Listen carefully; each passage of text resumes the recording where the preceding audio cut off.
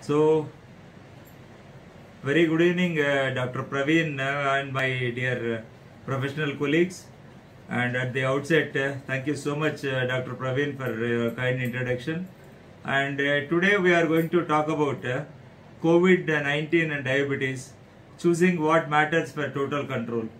So actually I wanted to go very deep into this subject because this is one of my favorite topics as I was trained in the Mayo Clinic, especially for this COVID-19 as an endocrinologist. Yes.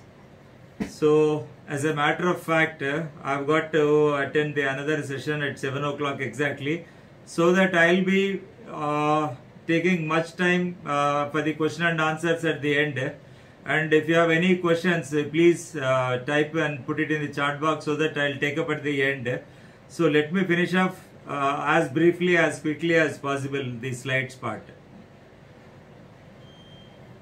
And the importance of glycemic control under current situation, the COVID pandemic. The well-managed diabetes matters, particularly during COVID-19, because it is absolutely true. That is, if the diabetes is well controlled, the outcomes are very good.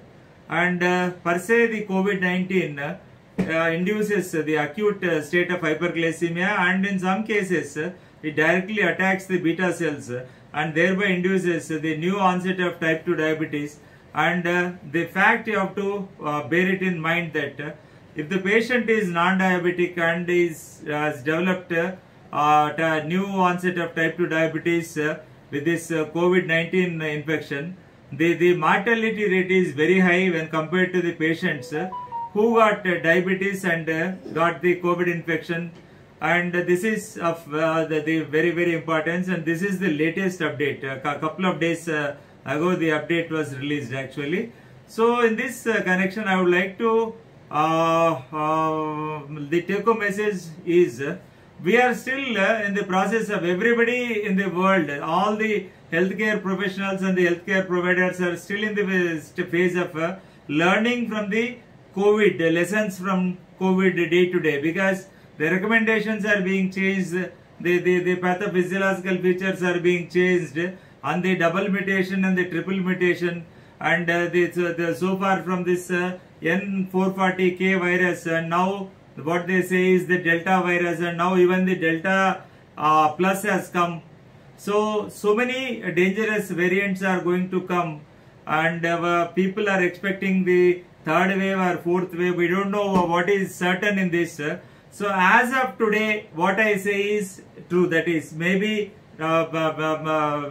may not be applicable day after tomorrow or after 1 week or 10 days. So the well-managed diabetes matters, particularly during the COVID-19, like any other infection. And according to the American Association of Clinical Endocrinologists, the diabetes and high glucose levels are associated with increased complications, respiratory failure, and mortality in hospitalized patients with COVID-19. And according to American Diabetes Association, your risk of getting very sick from COVID-19 is likely to be lower if your diabetes is well managed. And the International Diabetes Federation says people with pre-existing medical conditions such as diabetes, heart disease, and asthma appear to be more vulnerable to becoming severely ill with COVID-19 virus. And the Research Society for the Study of Diabetes in India, that is RSSDI, our own body, Indian body, says when people with diabetes do not manage their diabetes well and experience fluctuating blood sugars, they are generally at risk of a number of diabetes related complications. So the take home message is all the national bodies or the international bodies, what they say is well controlled diabetes has got very good outcomes, and the poorly controlled diabetes has got poor outcomes. And let us take this case 1, and case of type 2 diabetes uncontrolled on multiple oral anti-diabetic drugs, and the patient is a company executive, aged around 50 years, is a male, and the duration of diabetes is 10 years, and the level of activity not regular, so almost sedentary, and weight is 86 kilograms, and the body mass index is 28.4 kilograms per meter square, and is the fasting is 210 milligram per deciliter, totally out of control, and postprandial is 298 milligram per deciliter, and the major meal being the dinner, and his HbA1c is 9.4%, terribly bad, and his BP is 136/82 millimeters of mercury, it's okay, and creatinine is 0.9 milligram per deciliter, and EGFR will be somewhere around some above 70 or 80, not an issue. And when you take the lipid parameters, the total cholesterol is 220 milligram per deciliter, and the LDL is 96 milligram per deciliter, and the triglycerides is 110 milligram per deciliter, and HDL is 38 milligram per deciliter. It is low when compared to the goals set by the American Diabetes Association. It should be above 14 males, and it should be above 50 in females as far as HDL is concerned, and VLDL is 30 milligram per deciliter. So this is a case of uncontrolled diabetes, and medical history including comorbidities, and this gentleman has the hypertension for the last 5 years, and no history of ischemic heart disease or thyroid disorders, and other relevant history, smoker from the last 5 years, and occasionally is an alcoholic. So, and family history of diabetes, he has got his mother with positive for diabetes, and the drug history is he is on metformin 1000 milligram once a day in the morning, and vildagliptin 50 milligram, one in the morning, one in the night, and tablet atorvastatin 10 mg in the night, and tablet telmisartan 40 milligram, one in the morning for his hypertension, and he is on dapagliflozin 10 mg in the morning for his diabetes also. So he is totally on 1, 2, 3 drugs, actually 3 oral anti-diabetic drugs, and he is on the telmisartan, and he is on a statin. And the patient concerns diet not strictly followed, and irregular exercise, and keen for good blood sugar control. And the overall summary put together, the diagnosis will be, it's an uncontrolled type 2 diabetes mellitus with hypertension and dyslipidemia. And the chronic complications of uncontrolled diabetes, see on the left hand side you can see the microvascular complications, the diabetic retinopathy, the diabetic kidney disease, and the diabetic neuropathy. And the macrovascular complications, the coronary artery disease, and the stroke, and the peripheral arterial disease, the PAD or the peripheral vascular disease. And the non-classical complications, and you have to always remember the 7th complication of diabetes is periodontitis. After all these the 6 micro and macrovascular complications, the important is the periodontitis actually, and the other non-classical complications are cognitive impairment, depression, NAFLD, that is non-alcoholic fatty liver disease, and NASH, non-alcoholic steatohepatitis, heart failure, and obstructive sleep apnea. And there are several other non-classical complications. Because of the shortage of time, I am running very fast. During this COVID-19 pandemic, is it only about chronic diabetes related complications that we should be worried about? Absolutely not. So diabetes mellitus and COVID-19, the associations and the possible mechanisms, you take this particular the person with diabetes, and when he gets contracted with this COVID-19, that is SARS-CoV-2 virus, and it makes the patient gets into a pro-inflammatory state, and attenuation of the innate immune response, and possibly increased activity of the ACE2 receptors, and the vascular dysfunction in the prothrombin state, and which again that leads to the increased susceptibility and severity and mortality of the COVID-19. And again on the left hand side, if you can see, which leads to the potential mechanisms accounting for the effect of COVID-19 on glycemic regulation. The SARS-CoV-2 directly attacks the beta cells.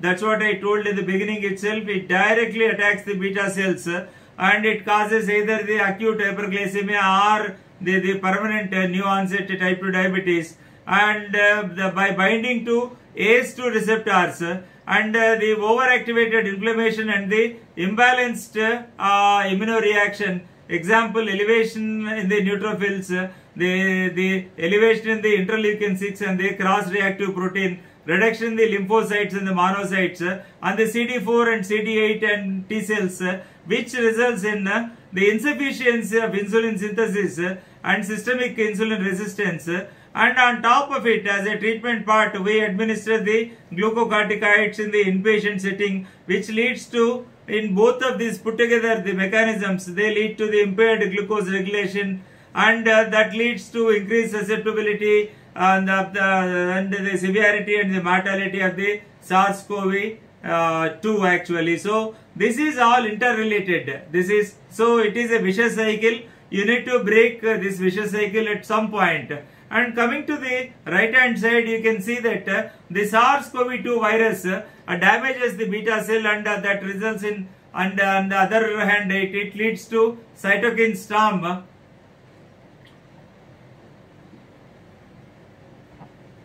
By attacking on the ACE2 receptors, and these put together, they lead to the worsening of the metabolic control in patients with diabetes. It is vice versa. The SARS-CoV-2 leads to worsening of the metabolic control in patients with diabetes, and this particularly leads to the increased susceptibility to get contracted with the SARS-CoV-2, that is COVID-19. And you find the changes in the acute COVID pandemic. At the time of admission, the patient may present with hyperglycemia. Earlier, the patient will be in a normoglycemic state, and on the other hand, that's what I have been mentioning, the new onset type 2 diabetes, no question mark, it is a proven one. The slide seems to be a little bit older one, and it certainly results in the new onset of type 2 diabetes, and where the prognosis is very, very poor, mortality is very high in those patients with the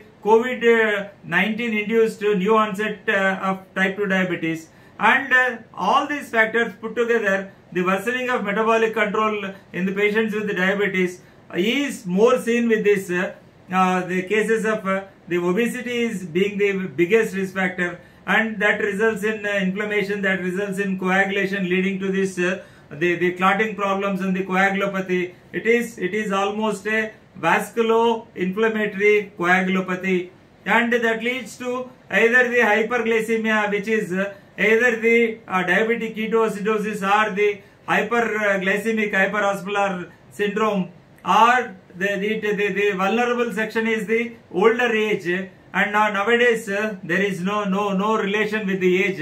Even the neonates, even the months baby to 100 years old are getting affected, and mainly the pediatric population is getting affected with COVID-19.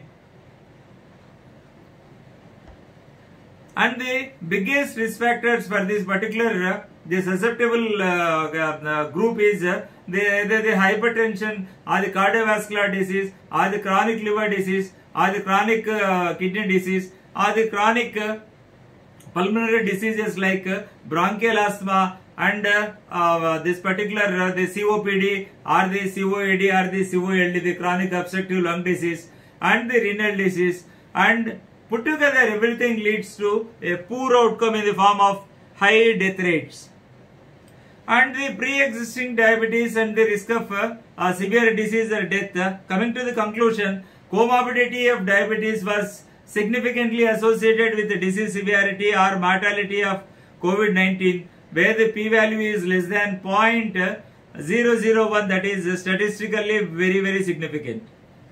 And again, the diabetes, obesity and the metabolism, the Journal of Pharmacology and the Therapeutics, that says pre-infection, glycemic control and disease severity among patients with type 2 diabetes and COVID-19, a retrospective cohort study.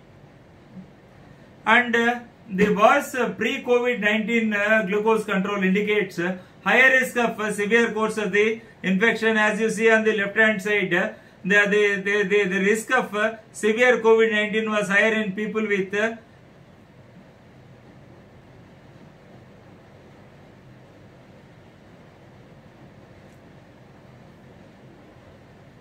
high pre-infection HbA1c. You can see in this the red dotted one as the non-linear association between the pre-infection HbA1c and the severe COVID-19. The A1c goes up and down, and you can see that. And on the left hand side, you can see the relative risk of developing severe COVID-19 with HbA1c targets versus the baseline HbA1c of 8%. You can see this thing on the x-axis. You find the bar diagram green and blue and the dark blue, and as the A1c goes up, and the A1c of 6 carries 0.7%, 1%, and 6.6 respectively 0.73, and as the A1c goes up, it goes until 0.96, and the risk is very high. And when HbA1c is reduced by 1%, the risk of developing severe COVID is reduced by 21%. This is very important point. So this is the red arrow shows 1% of reduction leads to from 0.96 to 0.79 actually. And insulin offers the maximum glycemic efficacy. The take-home message of this entire my topic is the patient is having mild COVID, mild, moderate and severe. We categorize that into that particular category. And if the patient is having mild COVID, he can continue with this home isolation, and as well as the medication what he is using earlier for diabetes, that is enough. And he has to see to that all the glycemic triad is under control.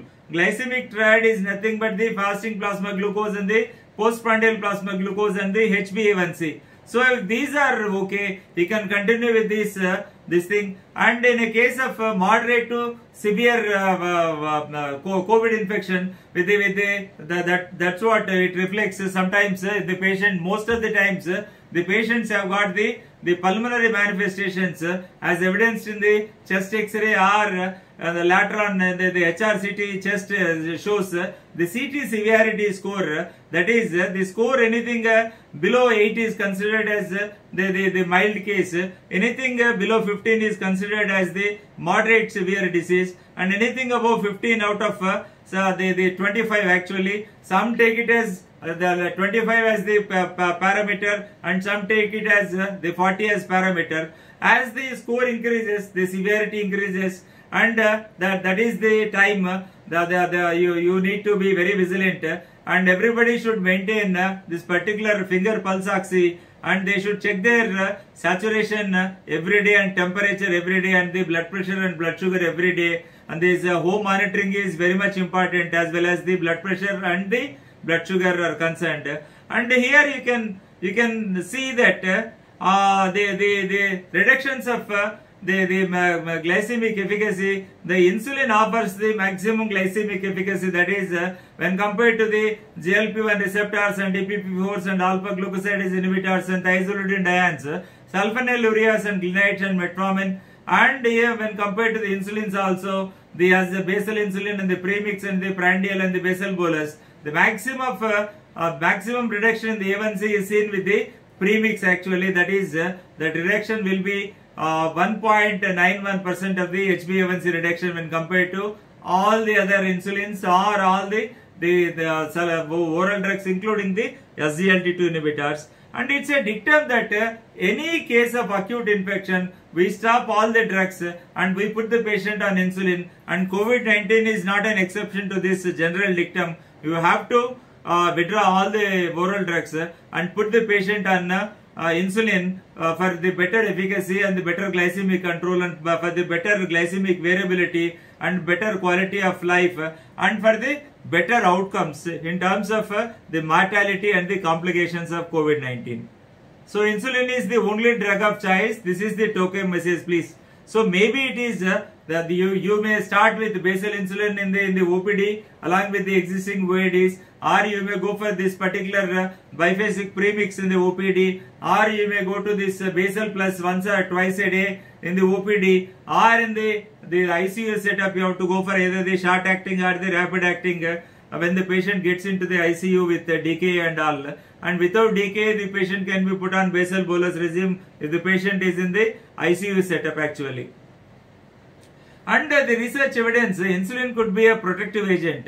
It's absolutely right theoretically. The low pH is necessary for SARS-CoV-2 to enter the cells via ACE2 receptors. And insulin always stimulates the sodium hydrogen exchanger, that is the sodium proton exchanger, NHE, that is called NHE1, which is present in the heart, NHE3 that is present in the kidneys, and there are 10 types of these NHEs actually, NHE1 to NHE10, which increases the pH actually,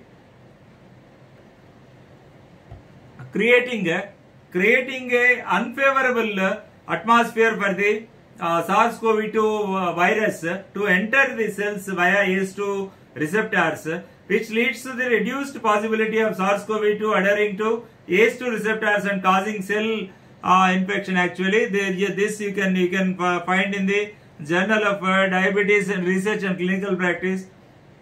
And the message is, by increasing the cell pH, insulin can potentially lead to the reduced entry of SARS-CoV-2 virus into the cell, and also improves the outcomes also. And which insulin regime can help ensure total glycemic control with convenience. So choice of insulin initiation should take into consideration the common Indian realities of type 2 diabetes management, the high carbohydrate intake and the high postprandial glucose levels, and patients uncontrolled on multiple OADs. We have seen the case actually, the need for simplicity and convenience actually. And impact of COVID-19 related the lockdowns on glycemic parameters and the Indian evidence. You can see this the carbohydrate consumption, the frequency of snacking increased by 21% and 23% respectively. Exercise during this particular the lockdowns and the duration was reduced in 42, and weight gain occurred in 19 patients actually. You can see this. And during the lockdown, postprandial blood glucose levels increased significantly with no significant impact on the fasting plasma glucose. And choice of insulin initiation should take into consideration the common Indian realities. That's what we mentioned on the left hand side. Can OD basal insulin do all these things? Is it suitable in case of high carbohydrate? No, absolutely not. And does it offer direct control of PPG? It never offers, because basal insulin always targets the fasting plasma glucose. And is it suitable in case of delayed insulin therapy? Absolutely no. And does it offer the convenience at insulin initiation with the direct total control, that is the postprandial and the fasting plasma glucose? Absolutely not. So the co-formulation of ultra-long-acting insulin degludec with rapid-acting insulin aspart, that is IDEC-ASP, is the drug of choice actually. And in this formulation, you find the IDEC-ASP, that is insulin degludec, is 70% and insulin aspart is 30%, existing separately in one formulation. Always the insulin degludec is in the form of dihexamers, and the insulin aspart is in the form of hexamer. And when you come down to the right side of the chart diagram, and the IDEC-ASP, when injected into the subcutaneous depot, the IDEC-ASP, the co-formulation that leads to degradation of the insulin degludec dihexamer and insulin aspart hexamer, and injected into the subcutaneous space, and the phenol diffuses quickly, and the IDEC in dihexamers link up via the single chain contracts to form long multi-hexamers, and in the fat, and you can see this insulin aspart monomers are released into the circulation so rapidly, and the zinc diffuses slowly, causing the individual the insulin degludec hexamers to deassemble, releasing the monomers slowly. So that is the degludec that disperses very slowly, and the insulin aspart acts very rapidly. That makes this a drug of choice in cases of emergency actually. And insulin degludec aspart at steady state has distinct prandial and the basal glucose lowering effects. You can very clearly see this. The mealtime control with the insulin aspart and the flat and the stable control with insulin degludec. You can clearly see that the prandial component and the basal component. Coming to the next slide, the IDEC-ASP is safe and approved for use in people with diabetes having either renal or hepatic insufficiency. That can be used in case of the chronic renal disease or the chronic renal failure and the chronic liver disease. You can see the safety of this insulin degludec in renal impairment on the left hand side and the hepatic impairment on the right hand side. So also you can see the safety profile of this particular insulin aspect in the renal impairment in the right side, the left side, and the hepatic impairment right side respectively. So this is the IDEC-ASP phase 3 clinical trial program overview. The comparators being the insulin detumer and the versus biphasic the basal insulin biphasic insulin aspart 30 and insulin glargine U100 and with basal insulin plus insulin aspart with meals versus insulin degludec and aspart.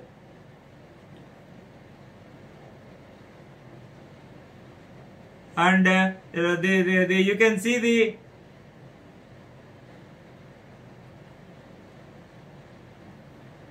in this on the left hand side you can see the significantly better postprandial glucose control after the major meal, that is by 57 milligram per deciliter, and on the right hand side you can see the lower risk of hypo with this insulin degludec aspart by the 27% reduction in the incidence of hypos.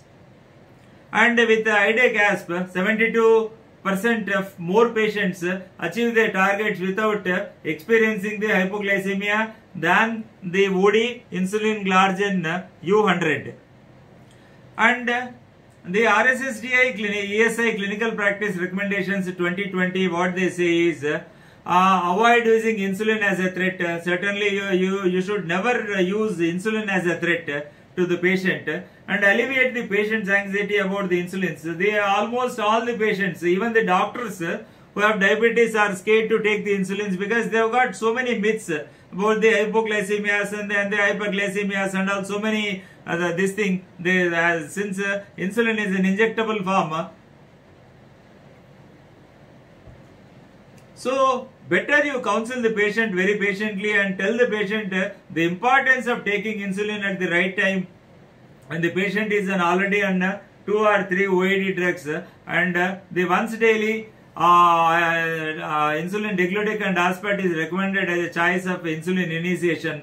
And insulin therapy should be considered in all patients failing to achieve glycemic targets on 3 oral agents. This is the take home message. When the patient is on 3 OADs, usually we start with this combination of metformin and the sulfonylurea, and you add either the thiazolidinedione or the alpha glucosidase inhibitor. If the patient doesn't respond to that and doesn't get back to the normalcy, you have to add any of the insulin, preferably starting from the basal insulin if it is not an emergency. And insulin degludec, a 2-in-1 degludec aspart, a 2-in-1 solution for Indian realities. The indications: the start and stay therapy. The patients uncontrolled on multiple OADs, patients uncontrolled on basal insulin, patients uncontrolled on premix insulins, and patients uncontrolled on basal plus bolus therapy. I don't agree to this actually, because basal bolus is the ultimate where nothing beats, like, okay. See the patient type, maybe a type 1 diabetes patient or maybe a type 2 diabetes patient and above the age of 18 years, and elderly patients with type 2 diabetes, and type 2 diabetes with renal or hepatic impairment, and type 2 diabetes with other comorbidities. They all require this particular the insulin degludec and aspart in case the patient is affordable. I mind you once again, what I mean to say is, it's not a drug of choice for all the 100 patients you get. This is not. This is only for the richest people who can afford to go for this, and always see the affordability. And case 1, the practical considerations for initiation of insulin. The key points discussed during patient counseling for insulin initiation. The patient is on multiple oral drugs for management of uncontrolled diabetes. Need and necessity for better glycemic control, more so during the COVID-19 situation. Counseled for initiation of insulins with a simple and convenient regime of once daily dosing, and major meal chosen and how. So discussed with you have to always discuss with the patient on the major meal. The meal with highest amounts of the carbohydrate becomes the major meal of that particular day. The patient disclosed that the dinner is his major meal, as he is busy throughout the day and he can eat better only at dinner. So the major meal becomes the dinner, and the insulin degludec and aspart can be given at a major meal if you want to start once daily insulin degludec and aspart. And insulin advised as the insulin degludec aspart 10 units at the bedtime actually. And the device chosen and why the FlexTouch device was chosen, as it offers the convenience to the patient, especially at initiation of the insulin therapy. The rationale for insulin initiation of this particular insulin degludec and aspart dose. Recommended dose of iodic asp is always we start with 10 units and started with the dinner, which is the major meal for this particular patient, and it varies from patient to patient.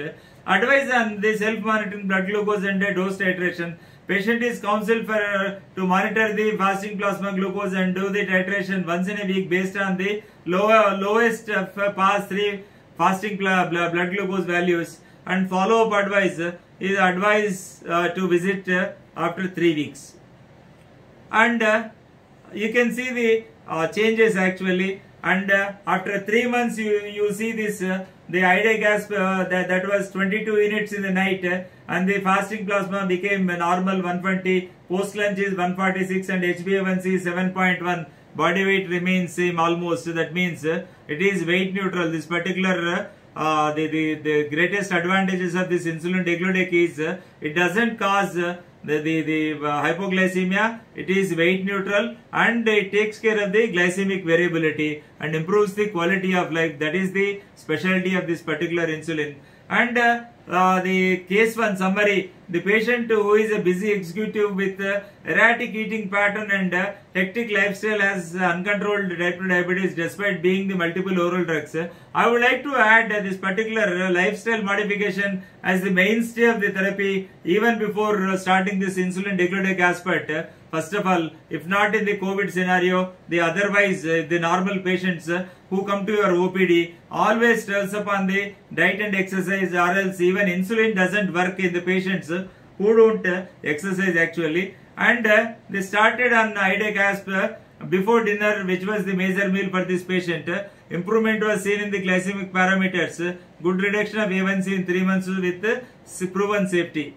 And we are coming to the case 2, the person with diabetes and COVID-19 admitted in a hospital. That is, we have seen a case in the OPD with COVID and all, and the patient admitted into the ICU, and the background Mr. Sharma, 52-year-old banker, 90 kilos, type 2 diabetes, 3 years, and on metformin 1500 milligram and glimepiride 2 milligram daily. The HbA1c 8.4%, and before breakfast 190, before lunch 310, and before dinner 340, after dinner 420. It is absolutely uncontrolled type 2 diabetes mellitus, and admitted as a precautionary measure as he was COVID-19 positive. And such type of patients whose blood sugars are totally uncontrolled, though it is mild or moderate, whatever it may be, the patient is better, the outcomes are better when the patient is admitted into the hospital actually. So admitted on a precautionary measure as he was COVID-19 positive. The patient is dyspneic and oxygen saturation was 88%, but able to eat orally. It is very less. The one indication is when the pulse oxy shows around 93 or less than 93, it is high time you have to go for the oxygen therapy, and you may require steroid in the hospital and started with a oral steroid actually. And sometimes, according to this, the recovery trial which was done in the UK, the dexamethasone should be given for 7 to 10 days. That reduced the patients the going for either oxygen or the ventilator drastically actually. The approved drug is, as per the recovery trial, it is dexamethasone. But in our scenario, we don't use dexamethasone. We are used to this intravenous methylprednisolone or the oral methylprednisolone. And the OADs were stopped. Patient was started on subcutaneous basal bolus therapy. The total daily dose was 4.4 units per kilogram, that is 36. The weight is 90 kilos. 18 units given as basal insulin and 18 units as bolus insulin, divided into 3 parts. 6 units at the breakfast, 6 units at the lunch, and 6 units at the dinner. Dose of insulin was titrated to achieve the target blood glucose in range of 140 to 80 milligram per deciliter as per the inpatient protocol. The bolus insulin correction was used if blood glucose was above the range. Patient was discharged on day 6 with fasting plasma glucose of 128 milligram and postprandial with 174 milligram per minute deciliter. And how can we offer effective, safe and convenient insulin therapy to this pattern patient post-discharge for routine ambulatory care? And the challenges of achieving the good glycemic control. The survey is identifying challenges with insulin regime and the fear of hypoglycemia. And you can see on the left hand side the complex and the inflexible the regimes. And on the right hand side the fear of hypoglycemia. So maybe it is no symptoms and maybe mild hypoglycemia, maybe moderate hypoglycemia or severe or very severe hypoglycemia, and increasing severity of hypoglycemia.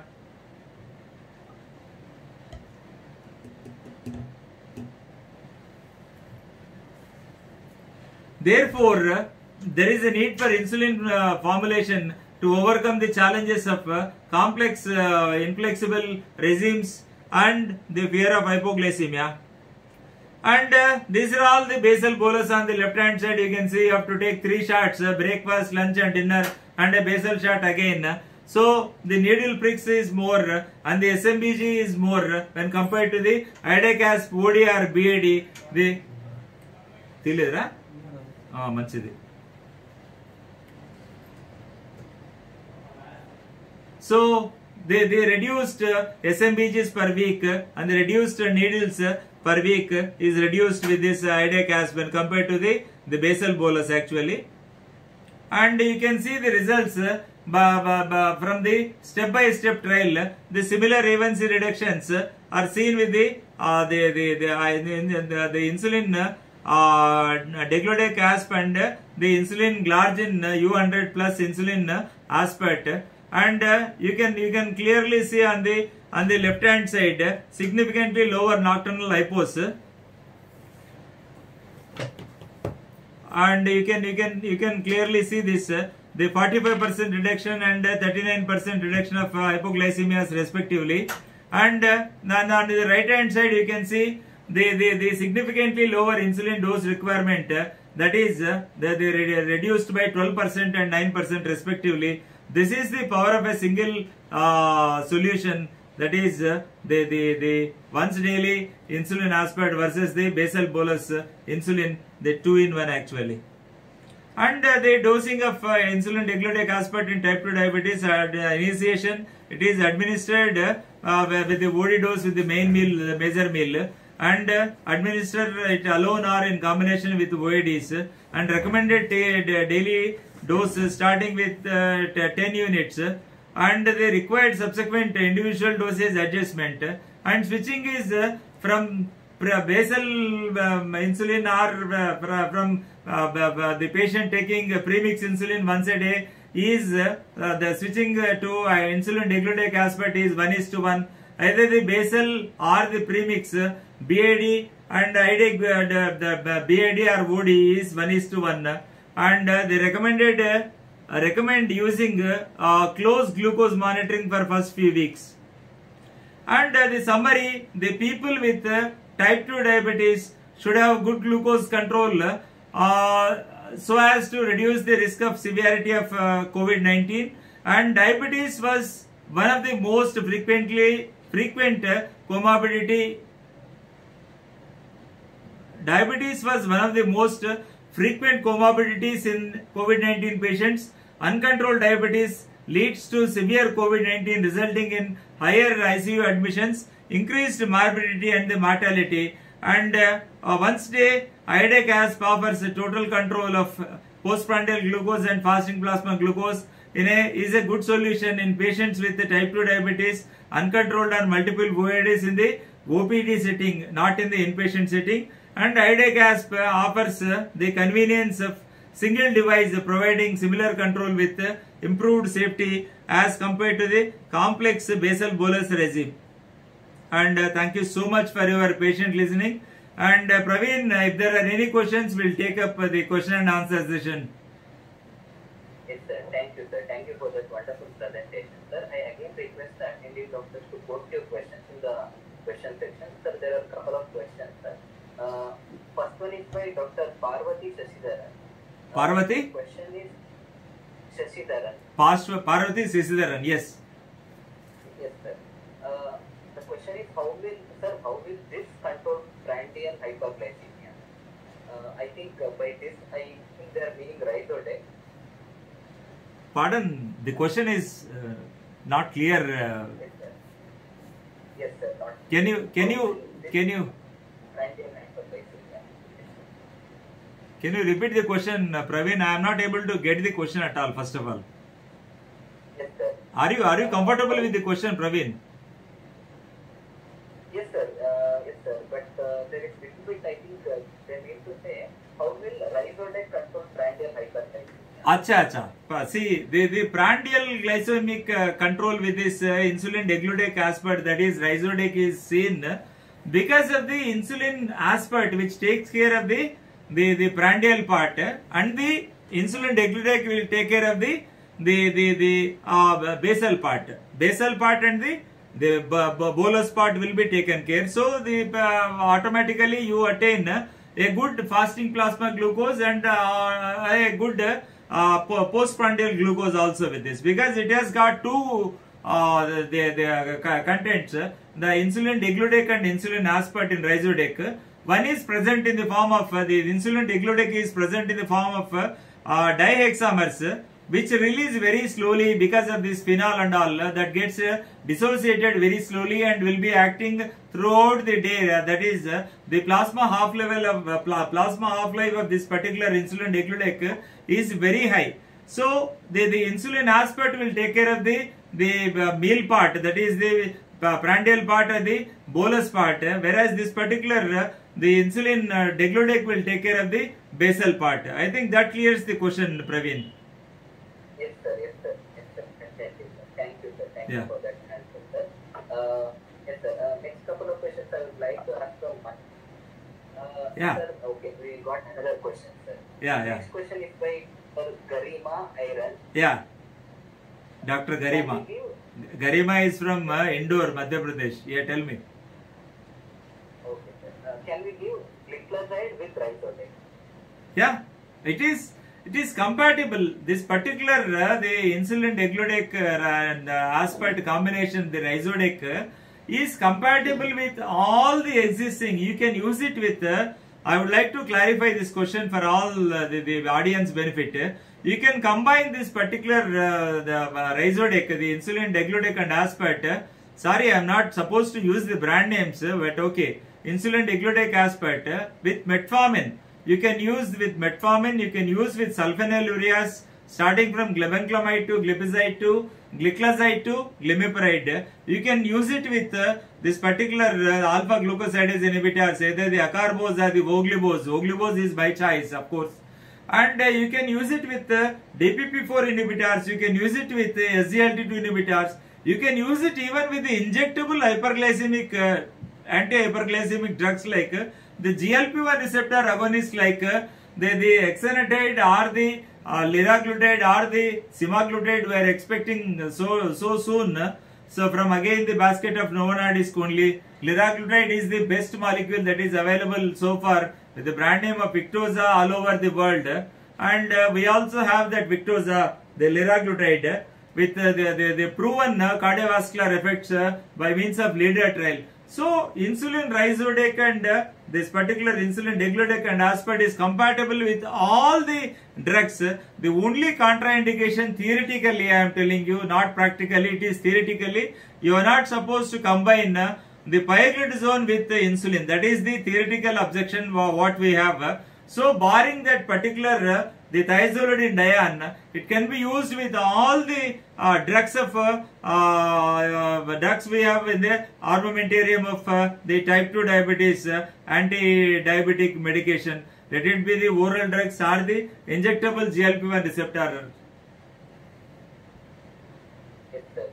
So it should not be combined with other insulins. That is the only contraindication I would like to highlight, because people have got the erratic habit of using several insulins at a time. They use the biphasic premix insulin in the morning and the night, and they use the insulin glargine also in the night. So this type of this thing should not be there in the this. If you want to use insulin glargine, you use insulin glargine.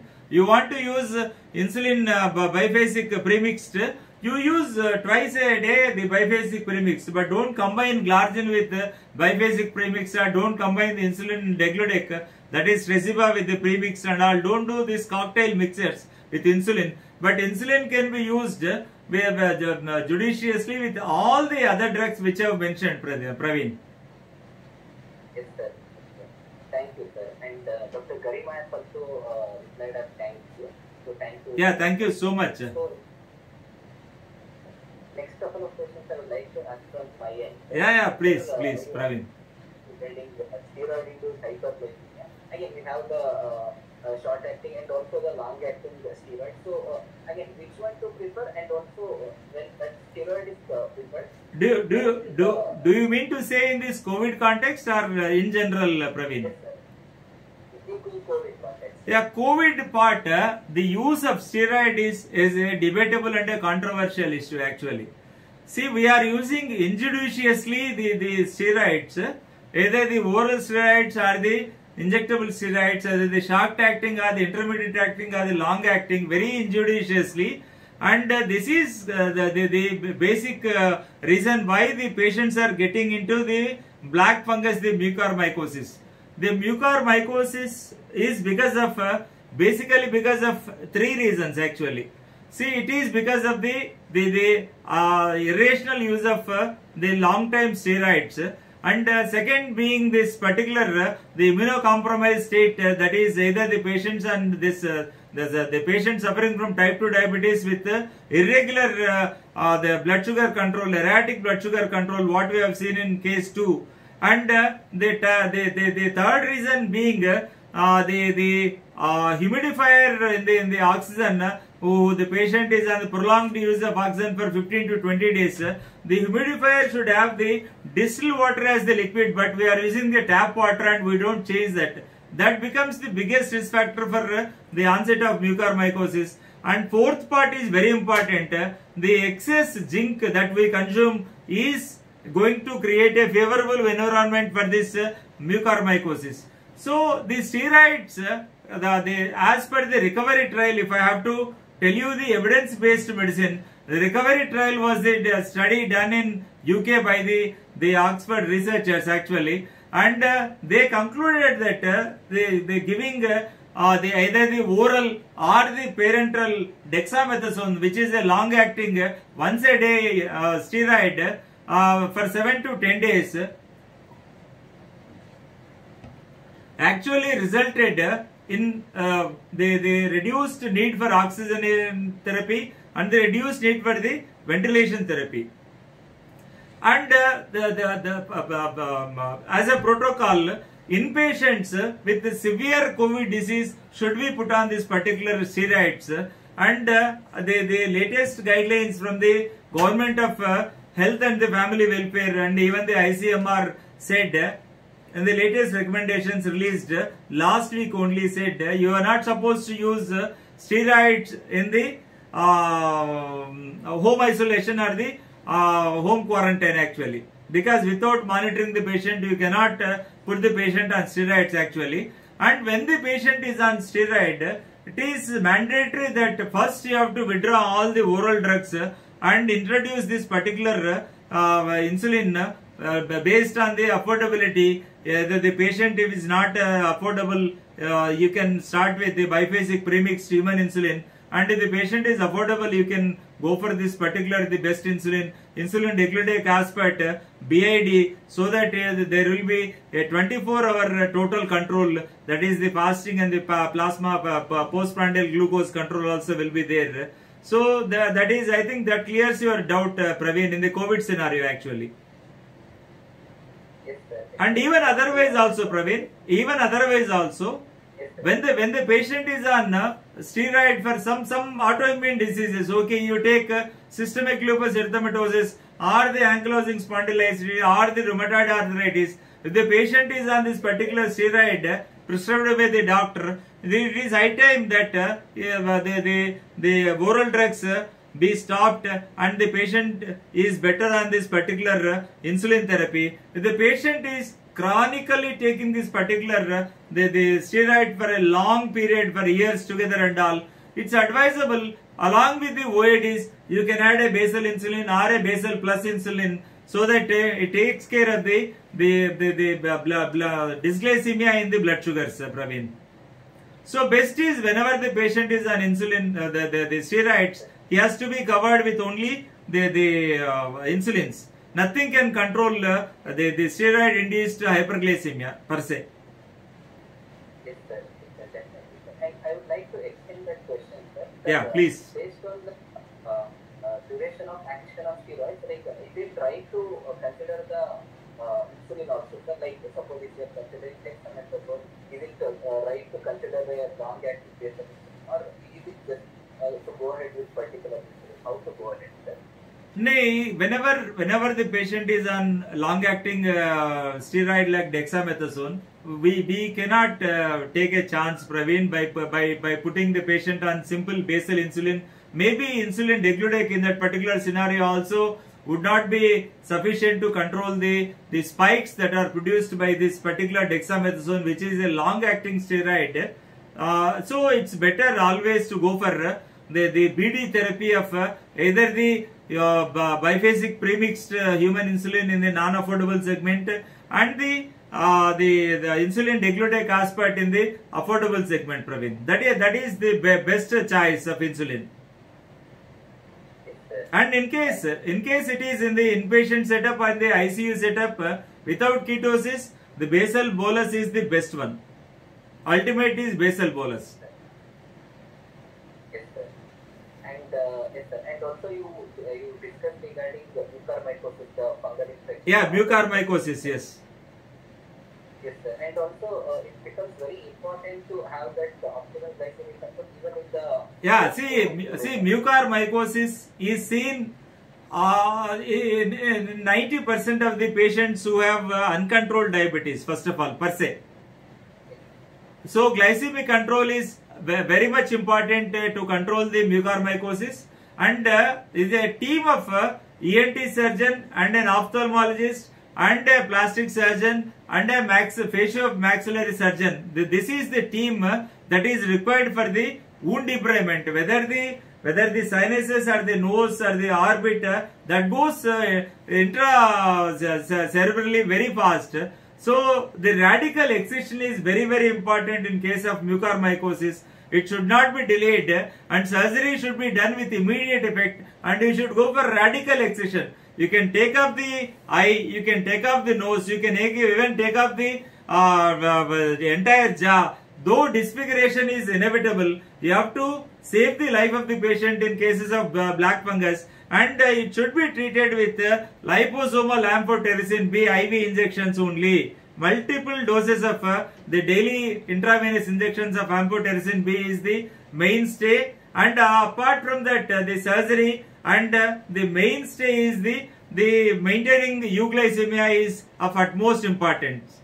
Even you do surgery, even you give the liposomal amphotericin for period of weeks and together, and hundreds and thousands of vials you use Fanta amphotericin B without controlling the blood sugars, you are inevitably going to lose the patient, Praveen.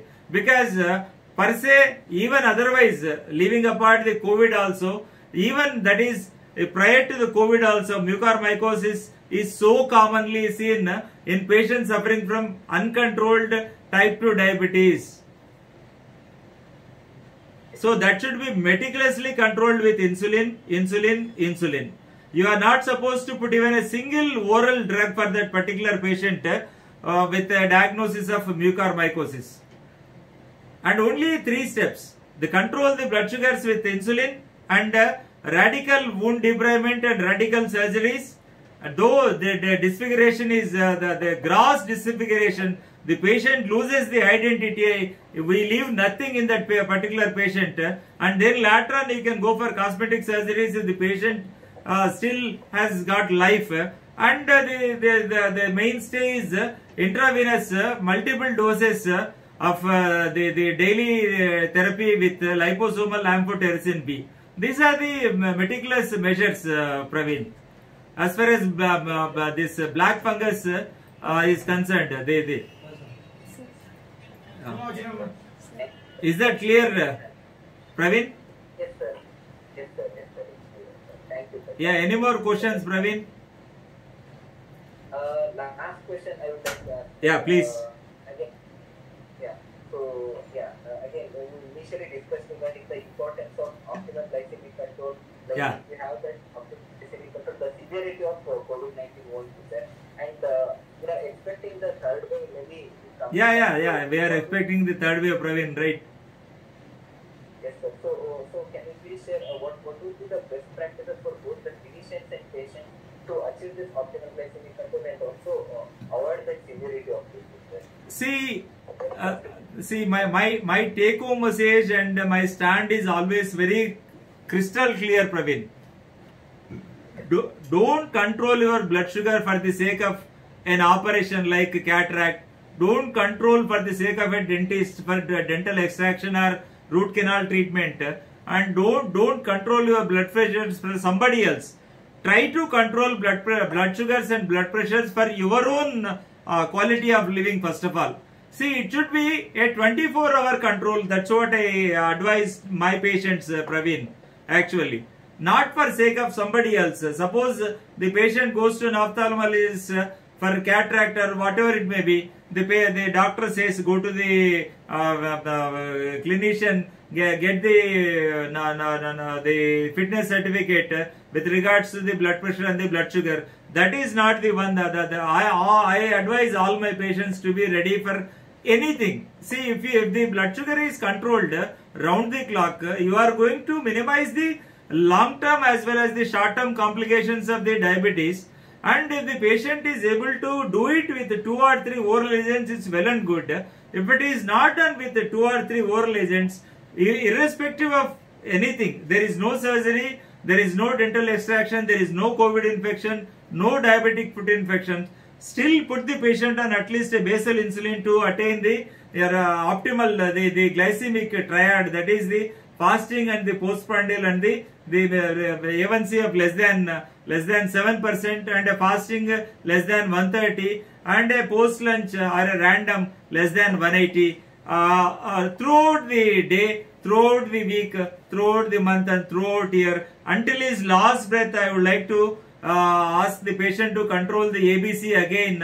A stands for A1C, again the B stands for blood pressure, C stands for cholesterol. Then only you will be able to control the complications and you will be leading a quality of life. By doing that, you have a very quality of life. The glycemic pentad is nothing but the instead of glycemic triad, I always aim at glycemic pentad. That is fasting, normal fasting, a normal post-lunch and a normal HbA1c and a normal the glycemic variability. As far as the lowering the glycemic variability, it is very important. And the fifth component is the living a quality of life. That is achieving the glycemic pentad. I would advise to all the patients. And I would advise all the clinicians also to take care of this glycemic pentaid and if possible glycemic triad also, everything, so that your patients will not land up in soup at the time of crisis. When suddenly he falls sick actually, so then the doctor says your blood sugars are out of control, and that particular point you start insulin and the time is gone already, the golden hour is gone, Praveen. Yes, sir. Yes, sir. Definitely. Thank you, sir. Thank you very much for that insight, sir. Sir, there are no more questions in the question section. Yeah, that makes very clear that okay.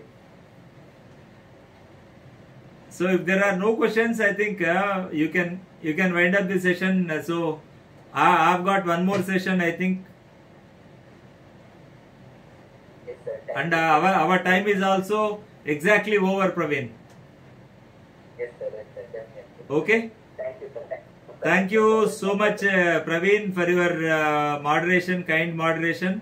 And thanks for this team of Novo Nordisk for giving me the opportunity to be the speaker of this evening on my favorable topic, COVID-19 and diabetes. Thank you so much.